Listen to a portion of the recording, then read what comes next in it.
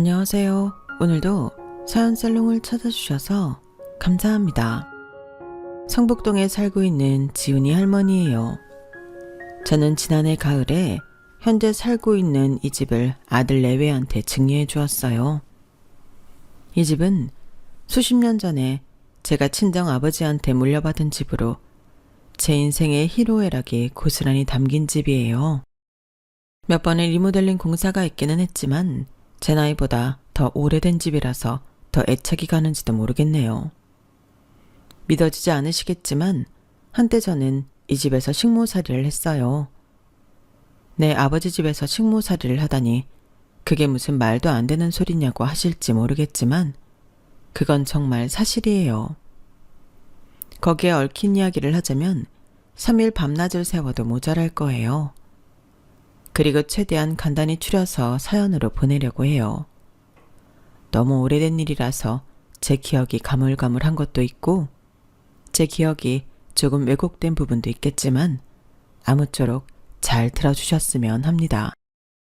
제가 태어났을 때 제 곁에는 아버지가 없었어요. 저는 어머니랑 단둘이 살았거든요.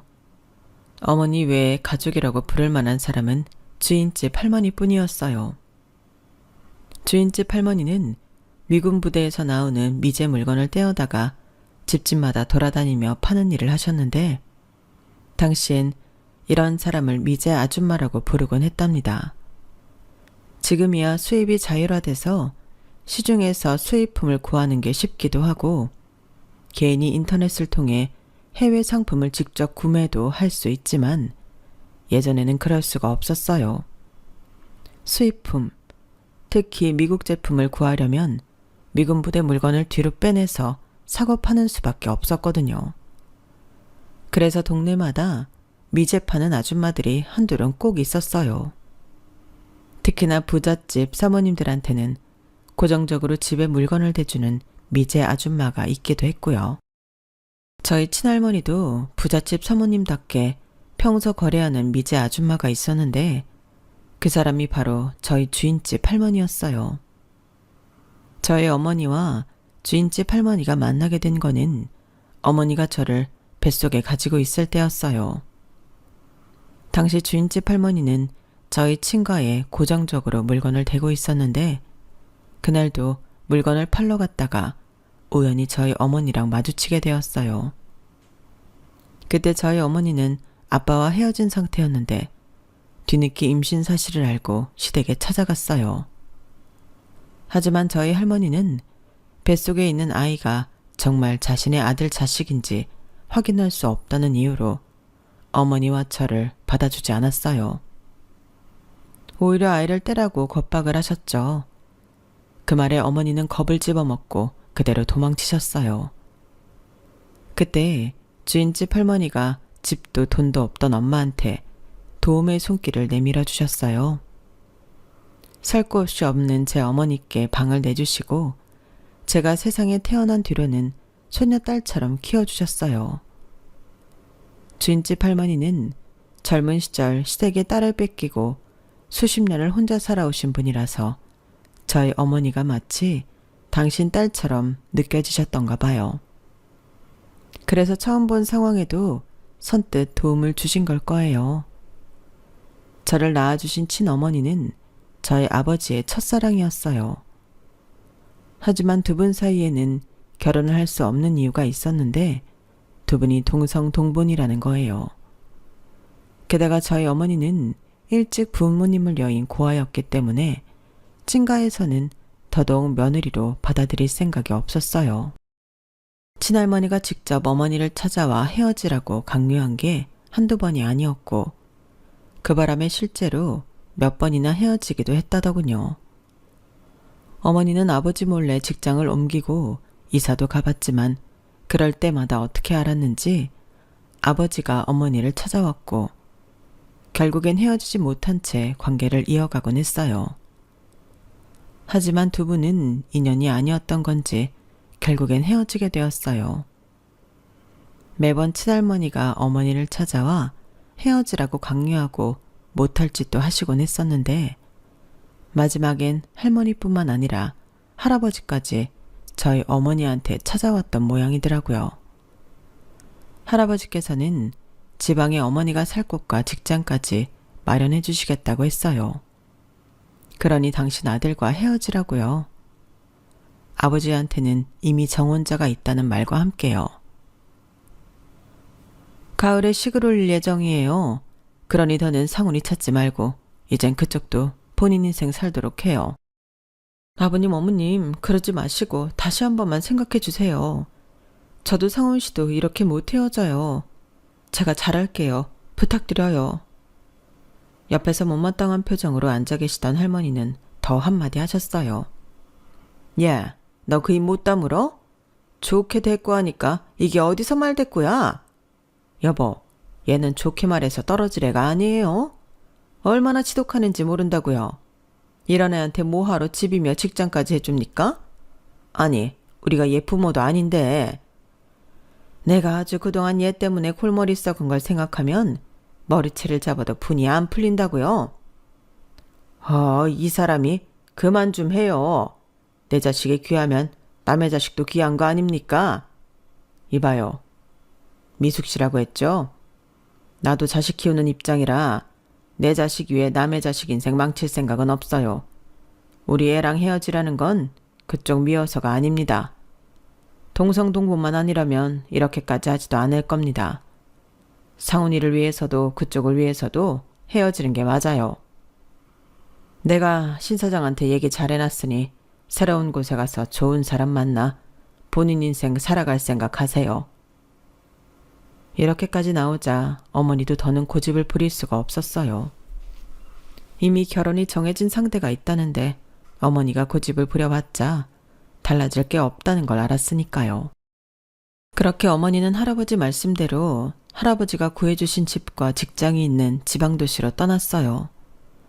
어머니가 떠나고 한동안 아버지는 저희 어머니를 찾아 서울 시내를 찾아 나섰다더군요. 하지만 이번만큼은 쉽게 찾을 수가 없었어요. 어머니 친구들과 직장 동료들 모두 저희 어머니 소식을 모르고 있었으니까요. 몇 달을 그렇게 어머니를 찾아다니던 아버지는 부모님 성화에 못 이겨 결국 그해 가을 맞선을 본 상대와 결혼을 하기로 했어요. 그런데 아버지의 결혼식을 몇 주 남기고 사건이 벌어진 거예요. 어머니가 저를 임신한 거였죠. 아버지와 헤어질 때까지도 그 사실을 모르고 있다가 뒤늦게 임신 사실을 알게 된 거였어요. 아버지를 위해서 떠날 결심을 했던 어머니였지만 뱃속에서 자라고 있는 저를 생각하면 이대로 떠나 있을 수만은 없었어요. 그래서 본가로 찾아갔는데 매몰차게 문전박대를 당하게 되었죠. 그때 마침 저희 본가로 물건을 팔러 들어가던 주인집 할머니를 발견했고 어머니는 주인집 할머니 편에 임신 사실을 할머니께 전했어요. 그러자 바로 할머니께서 밖으로 나오셨다더군요. 너 그게 사실이야? 뱃속의 아이, 우리 상훈이 애가 맞냐고. 네, 확실해요. 저 어머님, 이제 와서 이런 말씀 드리는 게 너무 늦은 건 알지만 저 좀 받아주시면 안 될까요? 우리 아기 아버지 없는 애로 키울 수는 없잖아요. 그걸 말이라고 하니? 결혼식이 코앞인데 내 아들 인생 망치려고 작정했어? 내가 이럴 때가 아니지. 너 나랑 병원에 좀 가자. 가서 애부터 떼고 얘기하자고.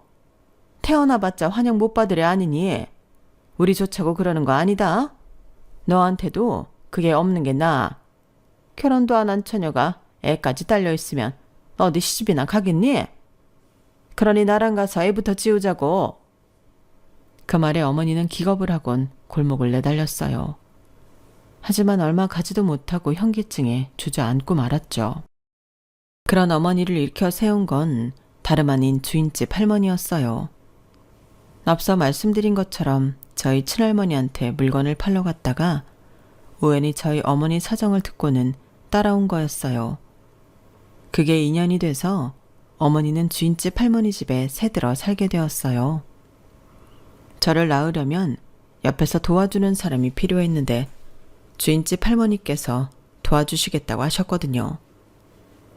그렇게 그 집에서 어머니는 저를 낳았어요. 그리고 이거는 나중에 주인집 할머니를 통해 들어서 안예 사실인데, 제가 100일이 되었을 때쯤 어머니가 저를 안고 본가로 간 적이 있었대요. 하필 그때 아버지는 지방 출장 중이라 어머니가 온 것도 제가 태어난 것도 알지 못했어요. 친할머니는 며느리한테 제 존재가 들킬까봐 어머니를 문전박대 하려고 했는데, 정주예요. 우리 아기 이름. 눈도 커도 상훈 씨를 꼭 닮았어요.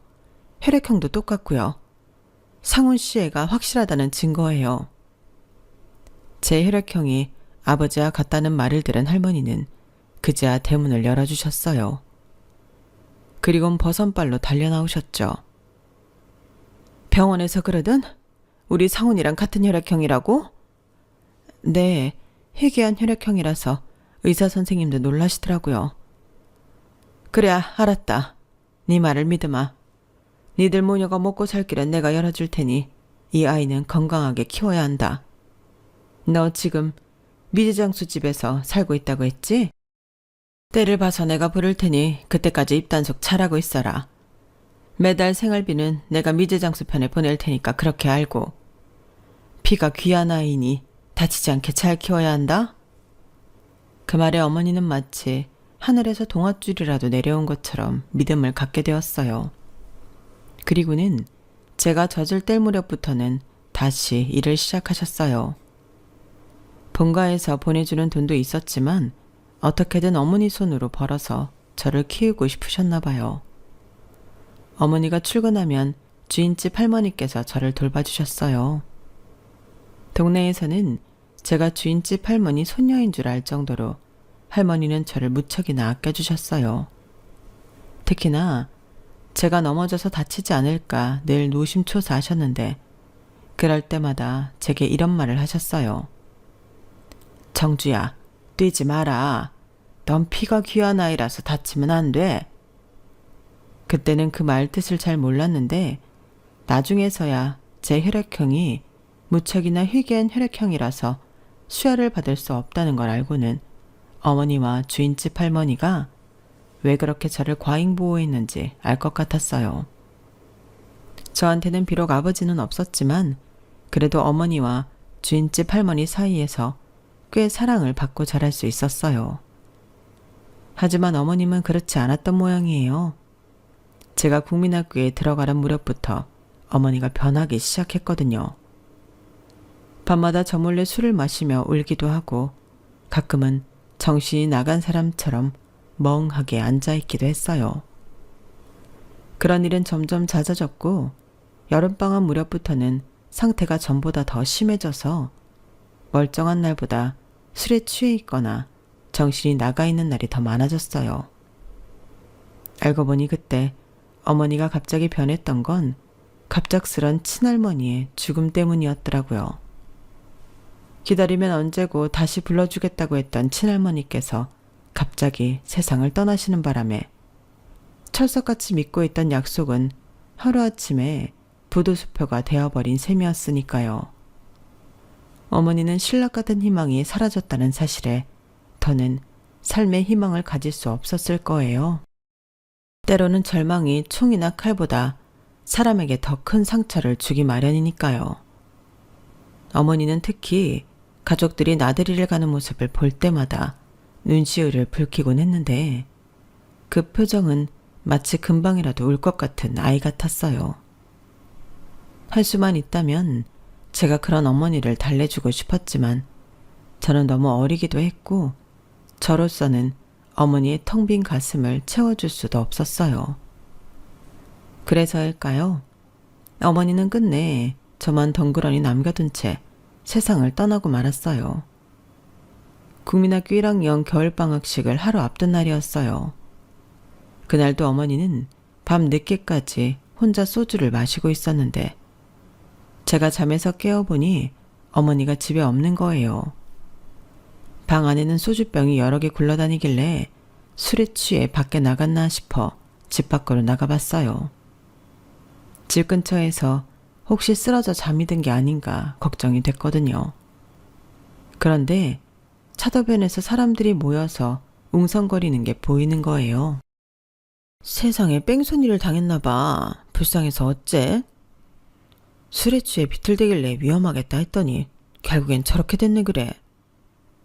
무슨 일이 있나 싶어 고개를 빼고 봤더니 글쎄 도로에 웬 여자가 피를 흘린 채 쓰러져 있지 뭐예요. 한쪽 발은 신발도 벗겨진 채 맨발이었어요. 그런데 발등에 나 있는 상처를 보자 정신이 확 들더라고요. 저희 어머니 발등에도 저거랑 똑같은 상처가 있거든요. 그래서 다가가 봤는데 세상에 우리 어머니더라고요. 그날 사고로 하루아침에 어머니를 잃은 저는 어머니 잃은 슬픔과 동시에 앞으로 어떻게 살아야 할지 막막하기만 했어요. 학교는 다닐 수 있을까? 그보다 집세는? 밥은? 이기적이라고 할지 모르겠지만 현실적인 문제를 생각하지 않을 수 없었어요. 세상에 가족이라고는 어머니 한 사람 뿐이었는데 그런 어머니가 사라져버린 거니까요. 가족도 없고 연락이 닿는 친척도 없던 탓에 따로 장례식은 치르지 않았어요. 화장한 뼈가루를 주인집 할머니와 함께 강가에 뿌려주는 걸로 어머니의 장례식을 가름했거든요. 장례를 치르고 얼마 뒤 주인집 할머니가 오셔서는 짐을 챙기라고 하시더라고요. 어차피 다 못 가져가니까 가방 하나에 꼭 필요한 거랑 옷까지나 챙겨. 나머지는 거기서 해줄 테니까. 할머니, 나 내쫓는 거예요? 이제 어머니도 없으니까 집세 못 받을까 봐 내쫓는 거냐고요. 돈이라면 나중에 내가 벌어서 드릴게요. 그러니까 나 여기서 살게 해주세요. 네? 이거사, 그런 거 아니야. 다 널 위해 이러는 거니까 어서 짐부터 챙겨. 솔직히 그 말에 믿음은 안 갔지만 그래도 무작정 고집만 부리고 있을 수는 없어서 간단한 짐을 챙겨 주인집 할머니를 따라 나섰어요. 버스를 타고 한참을 가는 동안 주인집 할머니는 어디로 가는지 말해주지 않았어요. 그리고는 불편한 걸음으로 버스 정류장에서 언덕길을 한참이나 걸어 올라갔어요. 그렇게 도착한 곳은 부잣집들이 질비한 동네였어요. 그리고는 높은 담벼락으로 둘러싸인 어느 집 앞에 멈춰 서더니 익숙하게 배를 누르시더군요. 그렇게 집주인 할머니를 따라 집 안으로 들어간 저는 잔디가 깔린 마당에서 혼자 기다리게 되었어요. 집 안에는 할머니 혼자 들어가셨거든요. 한참을 안에서 얘기를 나누고 나온 주인집 할머니는 이 집이 앞으로 제가 살 집이라는 말을 하시고는 혼자 대문을 나섰어요. 그 순간 어렴풋이 예전에 어머니가 했던 말이 떠올랐어요. 저희 아버지는 부잣집 외동아들이고 언젠가 저랑 어머니는 그 집에 들어가 살게 될 거라는 얘기였죠. 그래서 이 집이 바로 우리 아버지 집인가 보다 생각했는데 그 생각은 잠시 뒤 산산이 깨져버리고 말았어요. 그 집 식모가 저를 데리고 자신이 쓰고 있는 골방으로 데리고 갔거든요. 그리고는 저를 노려보며 그러는 거예요. 나 혼자 쓰기에도 좁은 방에서 어떻게 너랑 둘이 지내라는 건지. 얘, 얼른 옷 갈아입고 나와. 입을 호청도 빨아야 하고 할 일이 천지야. 어리다고 안 봐주니까 농땡이 칠 생각이랑 하지도 말라고. 그 순간 알 수 있었어요. 나는 아버지 집에 온 게 아니라 이 집에 식모로 팔려왔다는 걸요. 어머니가 살아있을 때만 해도 나를 손녀딸처럼 예뻐해주던 주인집 할머니가 나를 이 집에 팔아버린 거예요. 그날부터 저는 그 집에서 식모살이를 하게 되었어요. 한겨울에도 찬물에 걸레를 빨아 바닥을 닦아야 했고 부엌에서 일하는 식모 언니들 심부름부터 주인 아저씨 구두를 닦는 일까지 도맡아 해야 했어요. 그나마 다행이라면 사장님이 학교는 보내주셨다는 거였어요. 사람은 배워야 하는 거다. 그래야 지금보다 더 나은 사람이 되지 않겠니? 그 어린 나이에 무슨 일을 할 수 있을지는 모르겠지만 일단 학교는 보내줄 테니 일은 공부 끝나고 와서 하는 걸로 해라. 사장님 덕분에 다시는 돌아갈 수 없을 줄 알았던 학교에도 다니게 돼서 얼마나 다행이었나 몰라요. 물론 학교에서 파하면 바로 집으로 달려와 집안일을 해야 했지만요. 이런 특별 대접 때문이었을까요? 식모 언니들은 틈만 나면 사장님 눈을 피해 저를 괴롭히기도 하고 심부름도 많이 시켰어요. 고달픈 생활이 이어졌지만 그래도 지내다 보니 그리 나쁜 일만 있는 건 아니라는 생각이 들었어요. 그건 바로 사장님 때문이었죠. 사장님은 사모님한테는 무척 쌀쌀하게 대하는 분이셨지만 희한하게도 저한테만큼은 무척이나 따뜻한 분이셨어요. 제가 쓸 공책과 연필도 사다 주시고 가끔은 다른 식모들 몰래 샌베 과자랑 팥빵도 사다 주시곤 했어요. 많이 먹어야 무럭무럭 자라지. 요즘은 누가 괴롭히는 사람은 없니? 너만 학교 보내준다고 욕하고 때리는 식모들이 없느냐 말이다. 네, 없어요. 지난번에 사장님께서 혼내주신 이후로 아무도 저를 괴롭히지 않아요. 감사합니다. 그래, 혹시라도 누가 널 괴롭히거든 나한테 말해라. 콩알 만한 게 혼낼 데가 어딨다고들 그러는지. 사장님은 저를 공부도 시켜주시고 철마다 옷도 사주셨어요. 아주 가끔은 제가 학교에 갈 때 학교까지 차를 태워주시기도 했어요. 사장님 차에서 내려 교문으로 들어가면 아이들이 달려나와 너희 아빠냐고 묻곤 했는데 사실 몇 번은 그렇다고 대답한 적도 있어요. 어릴 땐 사장님이 저희 아빠였으면 좋겠다는 생각을 늘 하고 살았거든요. 제가 사장님을 인생의 은인처럼 생각하는 것과는 달리 제게는 절대로 용서할 수 없는 사람도 있었어요. 그건 바로 주인집 할머니였어요. 어머니가 살아계실 때만 해도 나를 소녀딸처럼 챙기던 사람이 어머니가 죽자마자 저를 남의 집 식모로 팔아버렸잖아요. 그동안 믿고 따랐던 거에 대한 일종의 배신감이 들어서 할머니를 떠올릴 때마다 이를 악물게 되었어요. 그 덕분에 고된 집안일로 이겨낼 수 있었지만요.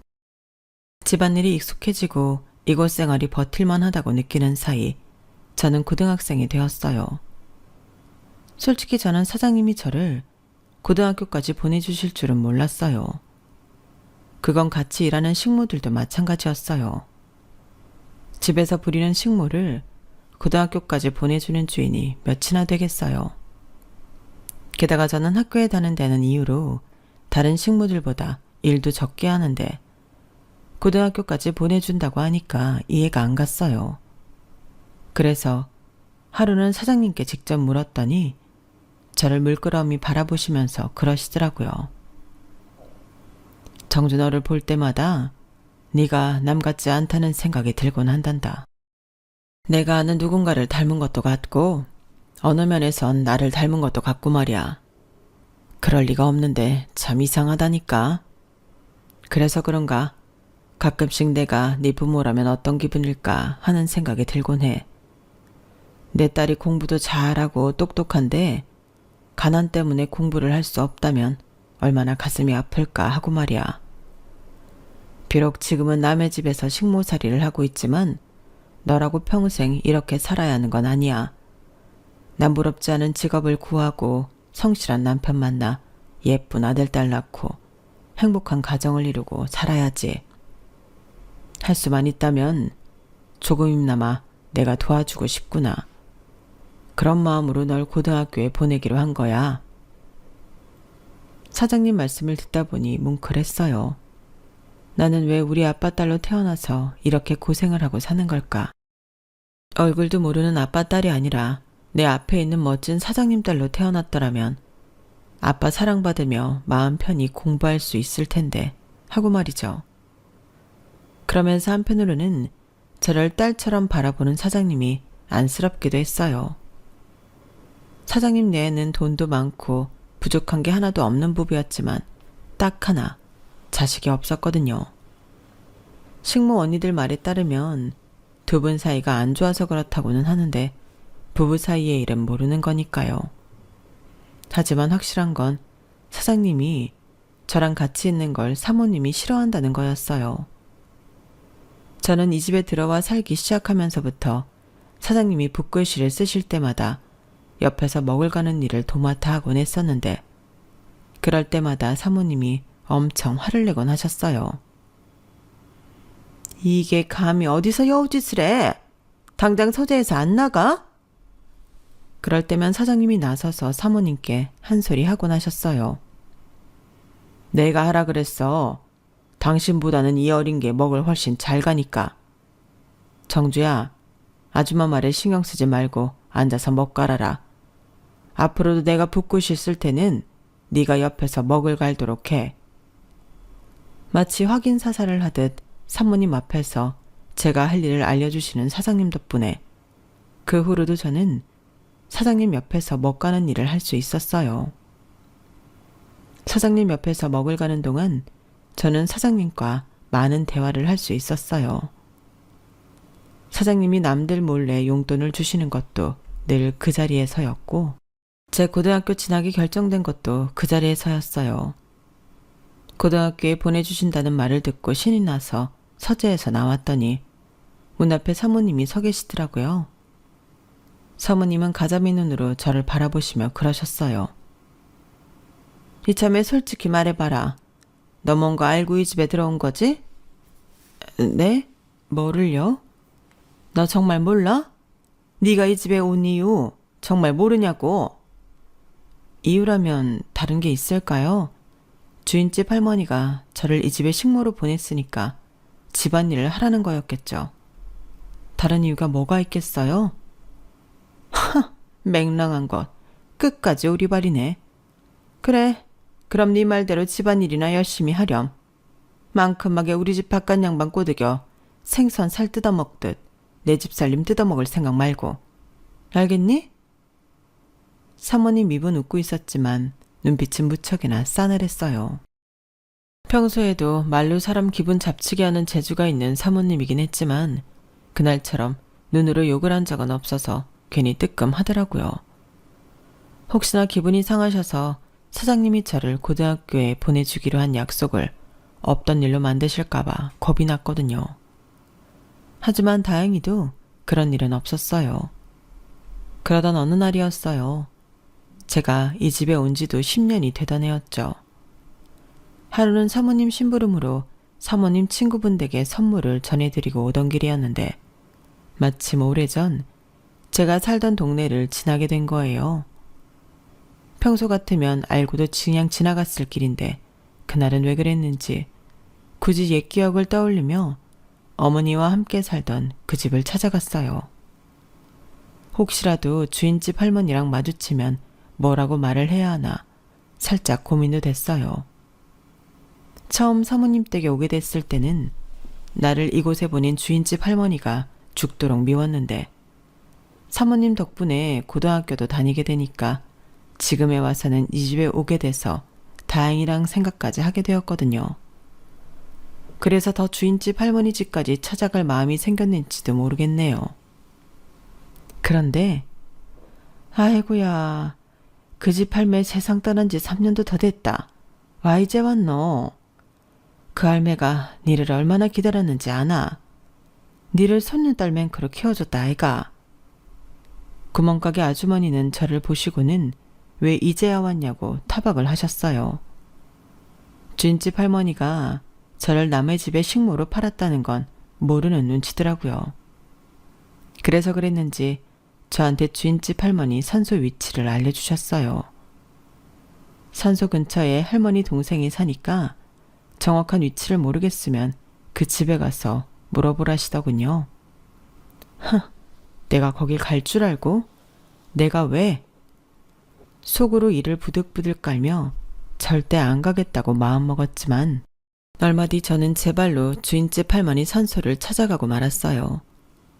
주인집 할머니 산소 근처에 산다는 동생분을 찾아가 할머니가 남긴 물건 중에 우리 엄마 물건이 있는지 물어봐야겠다는 생각이 들었거든요. 그래서 그 집까지 찾아갔는데 왜 이제야 왔니? 우리 누님이 너를 얼마나 기다렸다고. 성치 않은 몸으로 그 집에 몇 번이나 찾아갔는데 매번 문정박대 당하고 왔다더라. 누님이 세상 떠났을 때도 내가 직접 그 집에 찾아가 누님 부고를 전했는데 그 집에서 말 안 해주디?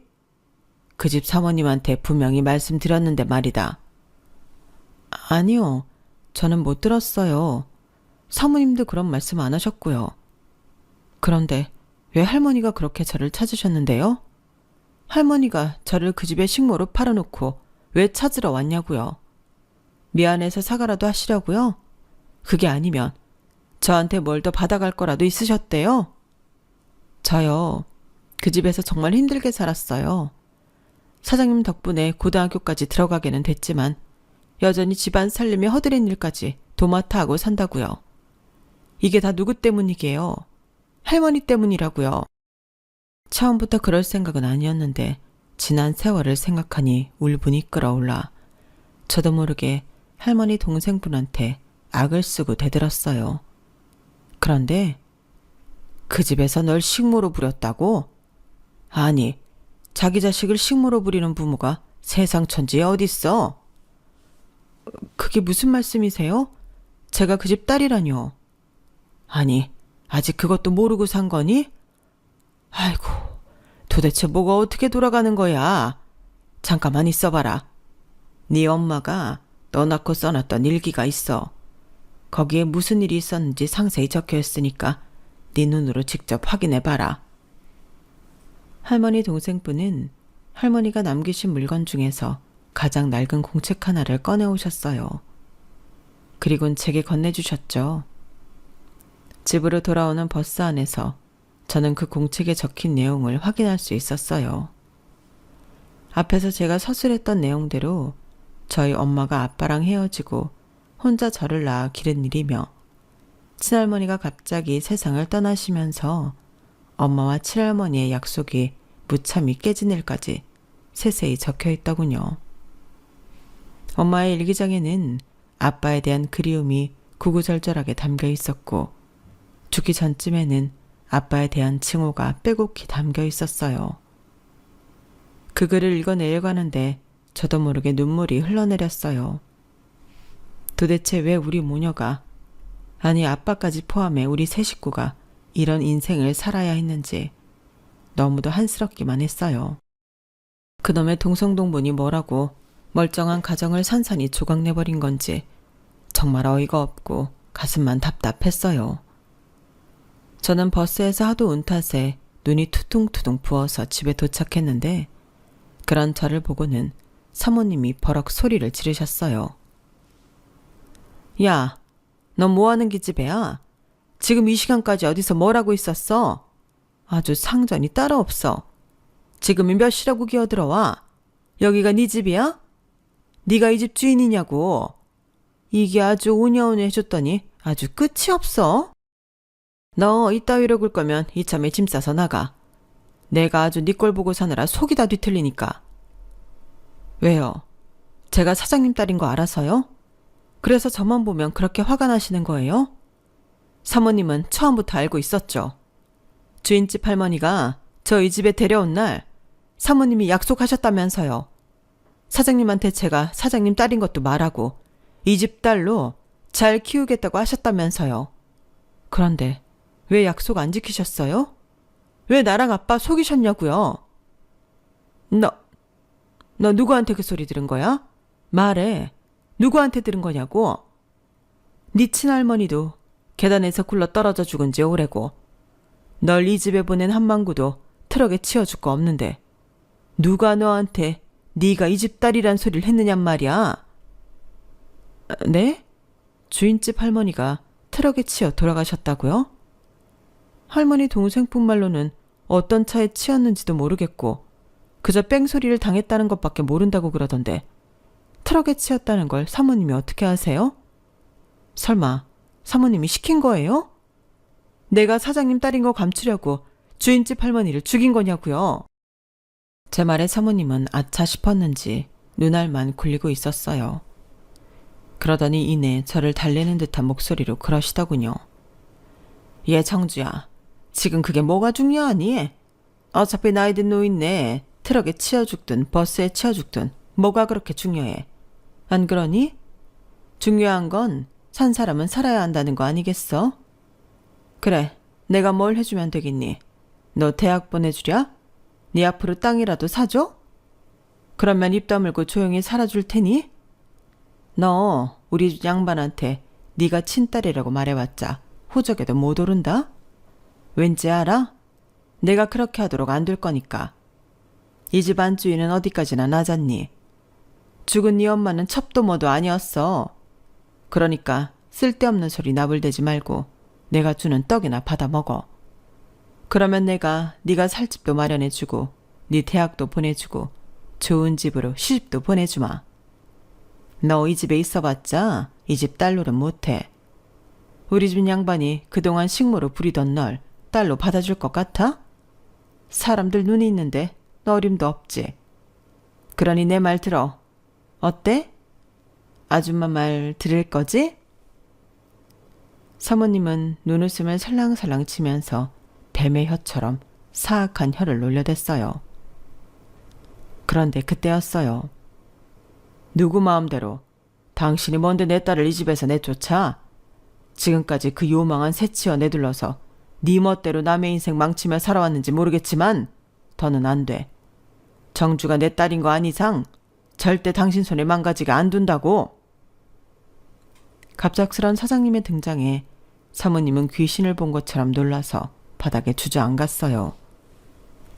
그날 밤 두 분은 온 집안이 쩌렁쩌렁 울리도록 말싸움을 벌이셨어요. 그리고 다음 날 사모님은 경찰 조사를 받게 되었어요. 주인집 할머니가 뺑소니 트럭에 치여 세상을 떠나신 게 사모님과 연관이 있다는 사장님의 신고 때문이었죠. 사모님은 절대로 아니라고 부인하셨지만 얼마 뒤 증인이 나타나면서 사모님의 악행은 모조리 드러나고 말았어요. 증인은 사모님 차를 몰던 기사였는데 사모님이 사람을 써서 주인집 할머니가 당한 뺑소니 사고를 사주했다는 내용을 경찰서에서 증언했다고 하더군요. 결국 사모님은 실형을 살게 되었고 이혼까지 당하게 되었어요. 그리고 저는 사장님 호적에 오를 수 있게 되었죠. 이제는 호칭도 사장님이 아니라 아버지가 되었고요. 아버지는 저와 함께 제 어머니 유골을 뿌린 곳에 가서 한참을 우셨어요.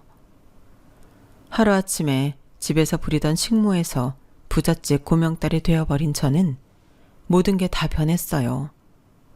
일단 그동안 저를 괴롭혔던 식모들은 모두 내보냈고 제가 그 집에서 식모 생활을 했다는 사실을 모르는 가정부를 새로 들였어요.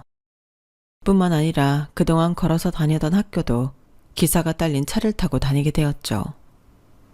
저는 창문 하나 없는 골방에서 나와 성인 10명은 거뜬히 잘 수 있을 법한 커다란 방으로 옮겼어요. 그 방에서 난생 처음 푹신한 침대에서 잠을 자는데 눕자마자 스르륵 잠이 들어버려서 얼마나 놀랐나 몰라요. 저는 결혼 후에도 남편과 함께 그 집에서 아버지와 함께 살았어요. 가난한 고학생으로 제 과외 선생이었던 남편은 저희 아버지 도움을 받아 대학 공부를 마칠 수 있었고 변호사 시험에 합격해 몇 년 전에 은퇴하기 전까지 변호사 생활을 했어요. 제게는 애증의 산물이기도 한 그 집에서 우리 아들이 태어났고 아버지가 돌아가신 이후에는 우리 세 식구가 살다가 아들 녀석이 결혼한 뒤에는 집을 리모델링해서 아들 내외와 함께 살기 시작했어요. 제 아들이 그랬던 것처럼 그 집에서 손녀딸과 손자가 태어나서 지금은 대가족을 이루고 살고 있답니다. 제게 남모를 아픔을 준 이 집에서 저는 인생의 희로애락을 경험하며 살아왔어요. 그리고 앞으로는 내 아들이, 내 손주가 이 집에서 많은 일들을 겪으며 살아가게 되겠죠. 인생에는 고난도 있고 낙도 있다지만 그래도 내 자식들은 행복한 순간을 더 많이 누리고 살았으면 합니다. 지금까지 제 사연을 들어주셔서 감사합니다. 여러분들 하루하루가 보람되시기를 바라며 건강하세요. 여러분, 사연 댓글에 응원과 현명한 조언 부탁드려요. 좋아요와 구독은 저에게 큰 힘이 됩니다. 오늘도 좋은 일 가득하세요.